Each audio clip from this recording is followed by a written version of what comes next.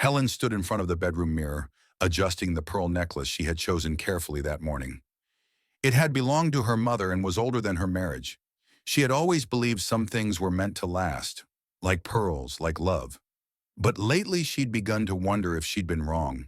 The thought made her chest tighten, but she took a slow breath and smoothed the front of her pale lavender dress. Today was supposed to be a celebration. 40 years, an entire lifetime woven together with Robert, the man she'd married when she was barely 25. They'd raised two children, survived recessions and illnesses, and the small betrayals that inevitably appear in a long marriage. Or so she'd thought. Downstairs, she could hear the bustle of preparations. Their daughter, Margaret, was arranging the centerpieces on the long folding tables in the church hall. Their son, Daniel, was carrying trays of sandwiches and nodding politely to neighbors who were already gathering in the entryway. Helen heard laughter drifting up the stairs, familiar voices she'd known for decades. She felt her throat catch when she heard Robert's voice mingling with Linda's, the neighbor who'd lived next door since her own husband passed away 5 years ago. Linda had always been friendly, always eager to help. She'd brought over casseroles when Helen broke her hip last winter, kept Robert company when Helen was laid up in the hospital. It had seemed harmless at first, but in the last year something had shifted. Helen tried not to dwell on the memory of Robert standing too close to Linda in the driveway last month. She had come home early from the pharmacy and caught them in the middle of a quiet conversation, their heads bent together in a way that made her stomach turn. When she stepped out of the car, they pulled apart too quickly. She had asked Robert later, gently, whether there was anything she should know. He had smiled, worn and tired, and said, "You're overthinking. She's lonely. That's all." Maybe it was, but Helen couldn't shake the unease that had settled in her bones since that day. She took another steadying breath and picked up the small silver clutch she'd set on the dresser. Inside was her reading glasses, a tissue, and the folded note she'd written the night before. A few words she wasn't sure she'd ever have the courage to read aloud. She slipped the bag under her arm and turned toward the doorway. In the hallway, Robert was waiting. He looked handsome in his navy suit, though she could see how much he'd aged in the last few years. Deep creases along his mouth, the slow stiffness in his shoulders. He gave her a soft smile, the kind that once made her heart lift. "You look beautiful," he said quietly. "Thank you," she managed, her voice softer than she intended. He reached for her hand, and for a moment she almost believed everything was fine, that they were just an older couple about to renew their vows like they'd planned for months. But when she glanced past him and saw Linda standing near the bottom of the stairs, fussing with a vase of white roses, the illusion slipped away again. Helen's thoughts tumbled back to all the times she'd invited Linda in for coffee, the evenings she'd waved across the lawn while Robert chatted over the fence. How many moments had she missed? How many signals had she chosen not to see? She felt the first flicker of something she hadn't allowed herself to name: betrayal. But there was no space for that now. The church was full of people who believed they were about to witness a testament to lasting love. She couldn't disappoint them. Not yet. Helen forced a calm smile and followed Robert down the stairs.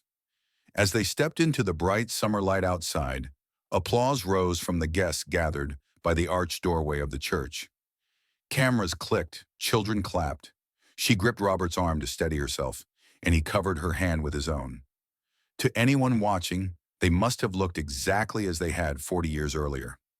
United, hopeful, unbreakable. Inside, though, Helen felt something hollow opening in her chest. Today would be a celebration, but she was no longer sure what exactly they were celebrating. The sanctuary was cool compared to the summer heat outside. Helen stepped inside and felt a wave of relief to be out of the glare of the sun, though it did nothing to quiet the unease crawling beneath her skin. She and Robert walked slowly up the aisle to the front pew, nodding to familiar faces as they passed. Old neighbors, former co-workers, friends who had watched their children grow. Margaret slipped in beside Helen, giving her hand a reassuring squeeze. "Everything's perfect, Mom," she whispered. "This is going to be beautiful." Helen tried to smile but felt her lips tighten instead. She wished she could borrow her daughter's faith. For Margaret and Daniel, this ceremony meant stability, proof their parents had endured. But Helen had stopped feeling certain months ago. It had started with small things. Robert coming home later and later without explanation. The way he sometimes set his phone face down on the table when she entered the room. The new cologne she hadn't bought him. Helen remembered the evening she first realized how far she had drifted from the man beside her. It was last December when she had slipped on ice outside the grocery store and broken her wrist. Robert had been attentive, rushing to the hospital, insisting she rest. But even then, there was a coolness behind his kindness, a sense that his mind was elsewhere. Linda had brought over soup the next day. She had hovered in the kitchen, her voice overly bright as she asked about Helen's pain medication and offered to help Robert with errands. At the time, Helen had felt only gratitude. It was easier than suspicion. She closed her eyes now, pressing her fingertips to her forehead. If she was honest, she had spent years avoiding these questions. She had wanted to believe that loyalty came naturally, that a marriage as long as theirs was immune to temptation. A hush settled over the sanctuary as the pastor appeared at the pulpit. Helen opened her eyes and saw Linda slip into the third pew, close enough to see everything. Their gazes met briefly, and Linda looked away. Robert didn't seem to notice. He was scanning the rows, smiling and nodding at guests. But Helen could see it, the tension in his jaw, the way his fingers fidgeted with the edge of his program. The organ began to play softly, and everyone stood. Helen's knees felt unsteady, but she rose with them. In her clutch, the folded note seemed to weigh 1,000 pounds. She thought of the gold bracelet again, how she'd found the receipt in Robert's jacket pocket when she was looking for a pen, how he had stammered, saying it was a surprise for her birthday. But the inscription, 2L, had drained all warmth from her heart. She had nearly confronted Linda then. She had rehearsed the words in her mind a dozen times. But in the end, she'd said nothing. She had told herself she needed proof. Or maybe she just needed more time to prepare for the shattering of her own certainty. Now, standing here in front of everyone they knew, Helen felt that time was over. Margaret looped her arm through Helen's and leaned close. "You okay?" Helen nodded. She didn't trust her voice. The pastor welcomed everyone and spoke about the significance of vows kept across decades, how love, when nurtured, could outlast any trial. The words felt heavy, almost accusatory. Helen thought of the girl she'd been on her wedding day, hopeful and terrified all at once. She had believed love would be simple if you were good and loyal and tried your hardest. She hadn't known then that even good people could drift apart, that kindness could become habit, that trust could wither without either person noticing. Her eyes slid toward Robert, who was staring straight ahead, his jaw set. She wondered if he was thinking of Linda or if he was simply wishing this moment would end. As the pastor began the opening prayer, Helen closed her eyes again. Her heart was thudding so loudly she thought everyone must hear it. She didn't know exactly how she would say what needed to be said. She only knew she couldn't keep quiet any longer. Helen felt a curious detachment as she listened to the pastor's words echo through the sanctuary. He spoke about commitment, about the grace of forgiveness, and the power of enduring love. It all sounded so dignified, so certain, but nothing inside her felt certain anymore. Robert stood beside her, his hand resting lightly on her elbow. He didn't look at her once. His gaze remained fixed on the altar candles, the white lilies, anywhere but her face. She wondered if he felt her quiet rage simmering just under the surface of her calm expression. It amazed her that no one else seemed to notice how strained his posture had become, or how her hands trembled just enough that she had to press them together to keep still. The pastor invited them to turn to each other. Helen did because that was what she was expected to do. She searched Robert's face, hoping for a flicker of guilt or regret, something to remind her that the man she had loved for so long was still in there somewhere. But all she saw was a practiced smile, one he had probably rehearsed in the mirror. "Today," the pastor said gently, "we witness Robert and Helen recommit themselves to the promises they made 40 years ago." There was a rustle of anticipation as guests leaned forward, cameras at the ready, eager to record what they believed would be a beautiful affirmation of lasting devotion. Helen felt her stomach twist. She glanced toward the pews, scanning the rows of familiar faces. Margaret was beaming proudly. Daniel had an arm around his wife. And then a few rows back, Helen found Linda. Linda's chin was lifted, her expression carefully neutral. But Helen could see the flush climbing her neck, the way her hands were clenched around the folded program in her lap. For a moment, she almost pitied her. Almost. The pastor invited Robert to speak his vows. He cleared his throat, shifted his weight, and began. "I have loved you since the day we met," he said, his voice sounding thinner than usual. "Through every joy and every trial, you've been my partner, my friend." Helen stared at his mouth moving, feeling her pulse roar in her ears. She wanted to interrupt him. She wanted to say, "Stop pretending," but the words stuck behind her ribs. Instead, she listened as he continued, describing a life she recognized in part, but no longer felt belonged to her. He finished and looked at her expectantly.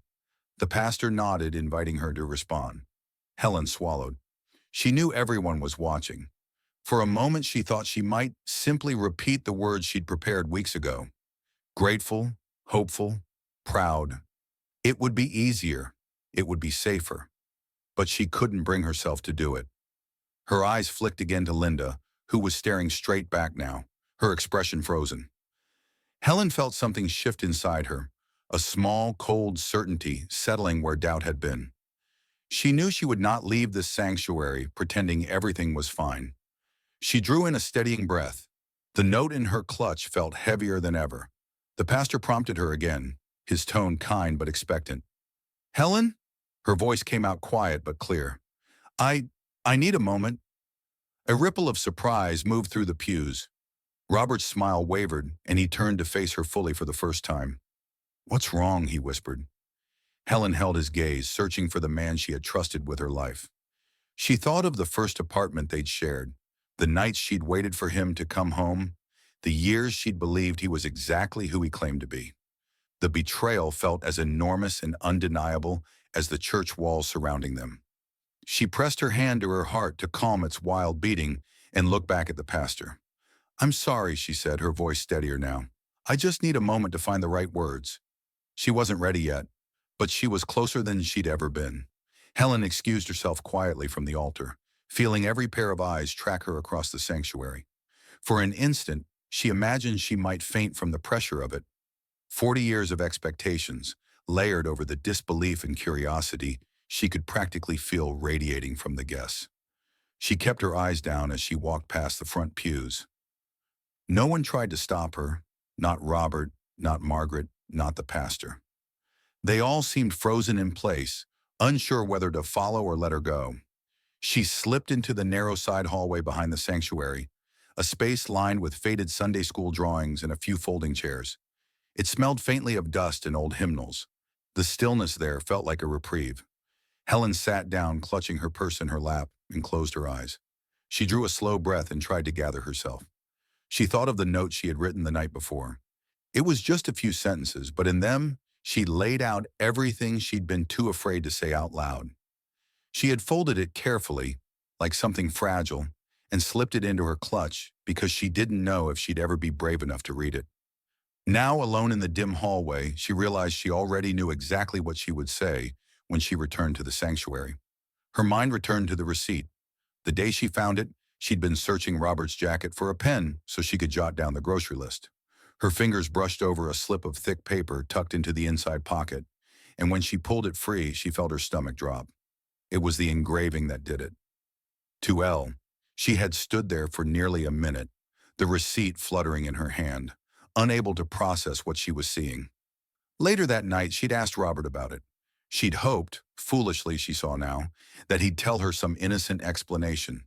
But he'd hesitated too long, his mouth opening and closing, his gaze darting toward the floor before he finally said it was a gift for her birthday. Her birthday. Helen's birthday was in September, and he never used her initial. Never in 40 years had he called her anything but Helen or Honey. The lie sat between them like a weight neither could lift. In the weeks that followed, she began to notice other small things. How often Linda's name slipped into conversation. The way Robert would disappear into the garage to make a call. The faint trace of Linda's perfume clinging to his jacket. She hadn't wanted to believe it. Even as the evidence piled up, she clung to the idea that long marriages deserved the benefit of the doubt, that she owed it to herself and their children not to destroy everything over what might be nothing more than a misguided friendship. But then, 2 weeks ago, Margaret had come by unexpectedly and found Robert's truck parked in Linda's driveway late at night. She hadn't meant to tell Helen, but the guilt had been eating at her. Helen had listened quietly while her daughter's voice broke, and she felt something inside her finally give way. The betrayal was no longer a suspicion.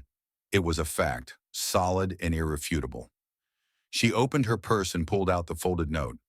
For a moment, she studied the words in her own careful handwriting. I will not stand here and pretend. I will not trade my dignity for the appearance of devotion. You have already made your choice, and now I will make mine. Her hands didn't shake as much now. She felt calmer than she had in months, as if simply acknowledging the truth had drained the poison from her heart. Helen slipped the note back into her clutch and stood. She smoothed her dress, squared her shoulders, and took one last steadying breath. When she stepped back into the sanctuary, the murmurs died at once. All eyes turned to her. Robert was still standing at the altar, his expression a mixture of confusion and apprehension. Linda, too, was frozen in her pew, her face pale beneath her carefully applied makeup. Helen walked forward slowly, feeling each step as a kind of liberation. She had spent decades building a life on trust. She would not spend another day pretending that trust still existed. The reception hall was bright and warm, filled with the scent of coffee and flowers. Guests clustered near the long tables lined with casseroles and slices of white sheet cake. The conversations were quieter now, hushed undercurrents of curiosity about Helen's abrupt departure and return to the sanctuary. No one asked her outright what had happened, but she could feel their questions hovering in the air, pressing at her from all sides. Helen moved through the room in a measured way, stopping to greet old friends, thanking them for coming. She could hear herself speaking in the polite, pleasant tone she had perfected over 40 years of hosting holidays and neighborhood gatherings. It felt surreal, like watching someone else wear her face. Robert trailed a step behind her, answering people's questions with short nods and thin smiles. His hand brushed her back once, as if he meant to guide her forward, but she stepped out of reach before he could touch her. She didn't look at him. She was no longer interested in pretending. At the head of the hall, Margaret was lighting candles on the cake, her expression pinched. She had sensed something was wrong, but Helen hadn't told her yet. She didn't want her daughter carrying the burden of this truth until it was out in the open. Helen took her place near the dais where a small microphone stood on its stand. She rested her hand on the edge of the table, feeling the smooth linen under her palm. Robert cleared his throat behind her. Helen, he murmured, low enough that no one else could hear, can we please talk about this before you do something you regret? She turned to look at him. For the first time that day, she studied his face without flinching. He looked older than she remembered, his mouth drawn tight, the lines at the corners of his eyes deeper. She realized she felt nothing for him in that moment. Not rage, not sorrow, only a hollow disappointment that the man she had chosen had turned out to be so small. Regret? She said softly. No, Robert. I think I've already done enough of that for both of us. She lifted the microphone. The slight feedback silenced the last of the conversations. All eyes turned toward her.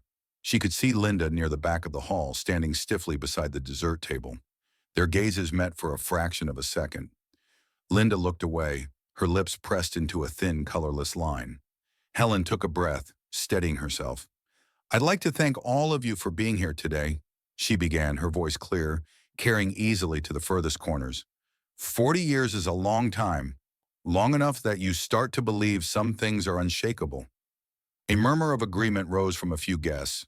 Helen nodded, acknowledging it. I used to think that too, that if you worked hard enough and forgave enough, a marriage could survive anything. I believed loyalty was enough to hold everything together. She paused, feeling the room tighten around her. Robert shifted beside her, but she did not look at him.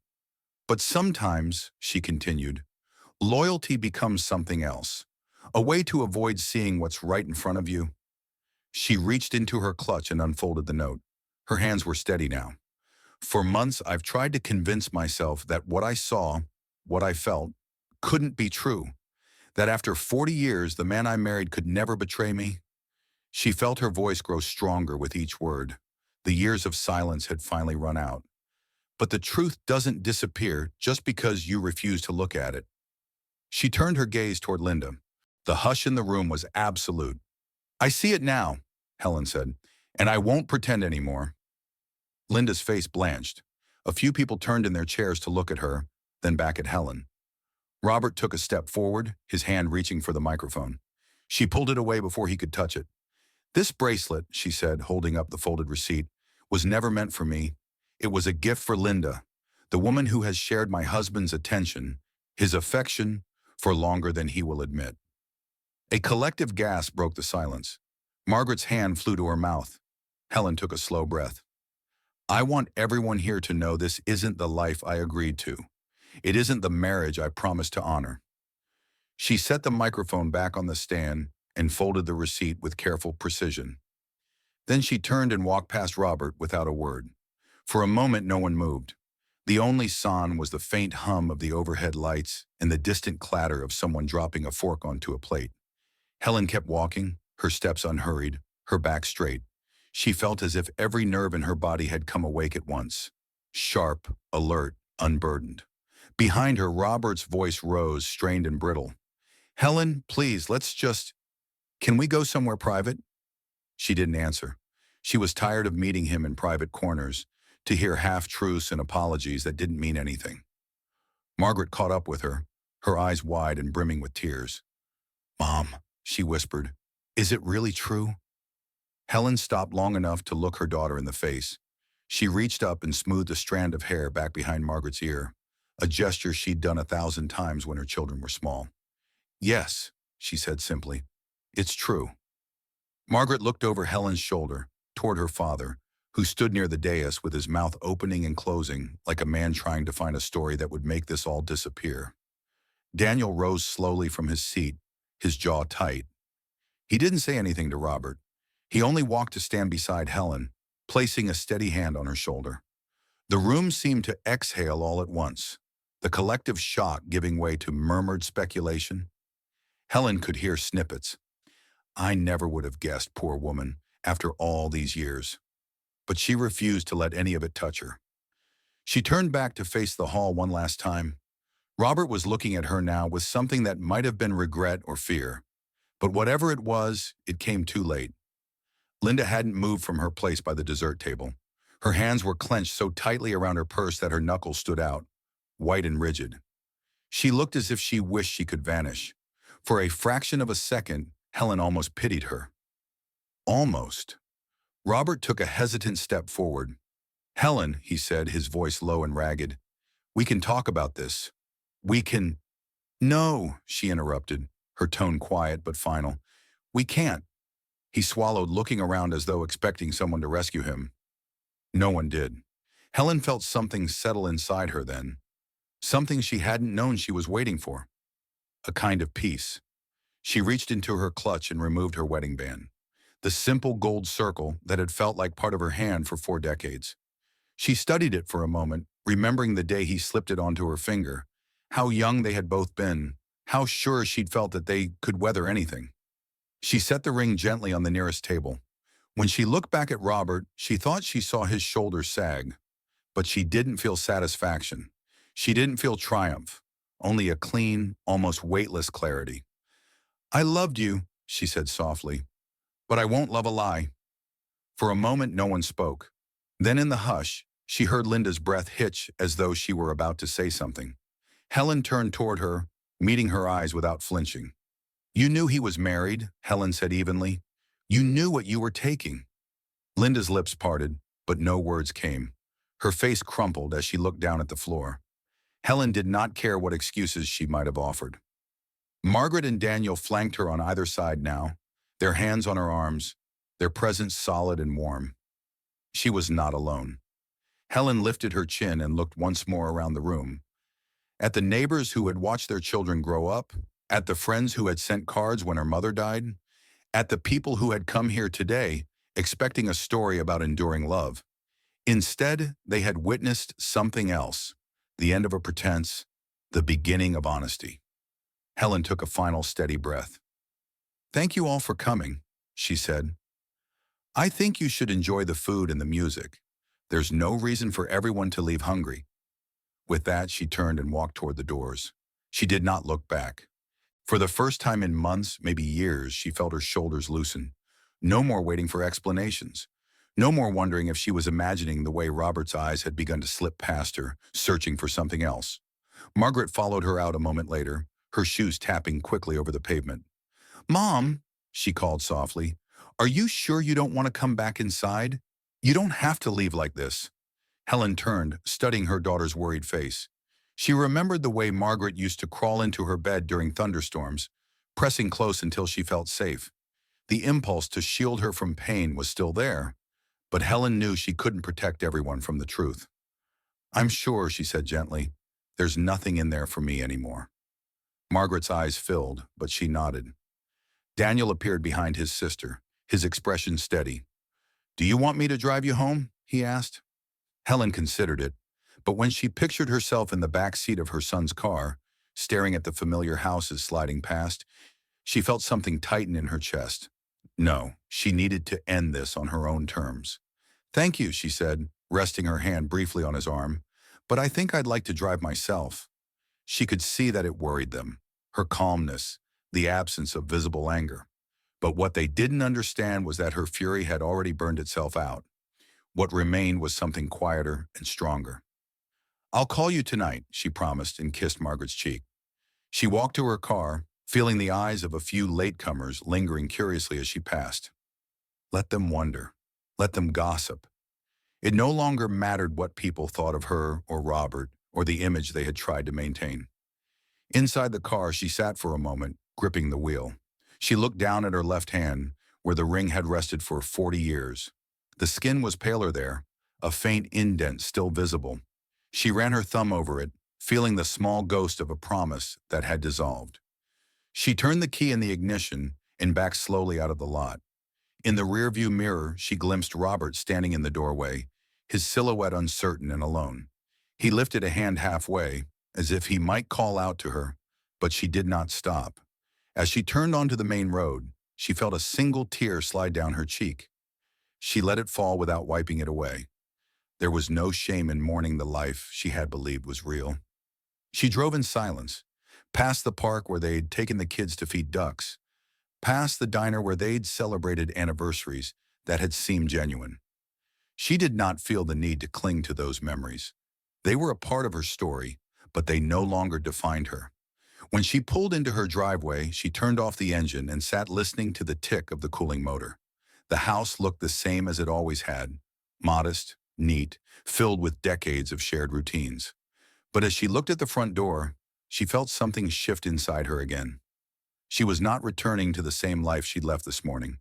She stepped out of the car, her movements slow and deliberate. The porch steps creaked under her weight as she climbed them. She unlocked the door and stood for a moment on the threshold, feeling the hush of the empty rooms. Her purse felt heavier now that the note and the receipt were gone. She set it carefully on the hall table, exhaling a long, steady breath. In the kitchen, she filled a glass of water, her hand trembling only once. She leaned against the counter and closed her eyes. It was done. Tomorrow there would be calls to make. Her lawyer, her sister, the children again. There would be questions to answer, decisions to sort through. But tonight she allowed herself a small moment of relief. She was not the same woman who had stood beside Robert at the altar hours earlier. And for the first time in a long time, she felt free. 2 weeks later, Helen sat in her lawyer's office, signing the last of the paperwork. The divorce would be final before summer ended. When she handed the pen back, she felt no regret. Only a quiet certainty that she'd chosen truth over pretense. Her phone buzzed with a message from Margaret. "Thinking of you. Proud of you." She smiled, grateful her children understood. That evening, she poured herself a cup of tea and sat on the back porch alone. The sunset painted the yard in soft gold. She thought of the years she'd given, the trust she'd offered so freely. She did not wish she'd never loved. She only wished she'd learned sooner that love without honesty was never real. When the stars came out, she wrapped a shawl around her shoulders and closed her eyes. Whatever came next, solitude, healing, possibility, it belonged to her alone. and that she realized was enough. Did Helen do the right thing? What would you have done in her place? Tell us your thoughts in the comments below, and don't forget to hit subscribe so you never miss a true story like this one.